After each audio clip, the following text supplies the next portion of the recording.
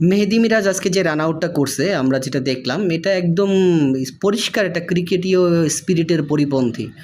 ব্যাটসম্যানের যে কোনো ইন্টেনশন যা ইচ্ছা যেটা সেটা তাকে হেল্প করাই ছিল, তাকে রান নেওয়া বা চালাকি করা ছিল না। কিন্তু মেহেদী মিরাজ যেটা করলো সেটা একেবারেই ছোট এবং নিচু মানসিকতার একটা কাজ করছে। এটা করাটা আসলেই উচিত হয় না, এটা খুবই বাজে লাগছে আমার কাছে। যারা ক্রিকেট খেলা দেখেন বুঝেন তারা দেখবেন যে ক্রিকেটে এই ধরনের বলার্স ব্যাক ড্রাইভ হলে ব্যাটসম্যানরা হাতে বল নিয়ে বলারকে দেয়, অনেক ধরনের হেল্প করে। এটা হইতেই পারে ক্রিকেটীয় খেলা, এটা তো আর মানে মানে বিশাল কিছু ইয়ার ব্যাপার না। তার মধ্যে তো রান নেওয়ার কোনো ইন্টেনশন বা ইচ্ছে ছিল না।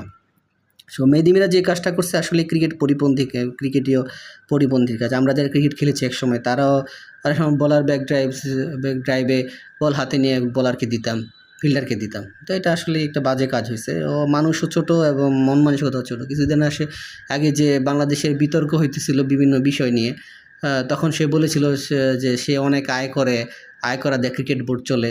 তো সে মূর্খ একটা বাজে পরিবারের ছেলে যে আসছে, আসলে অশিক্ষিত।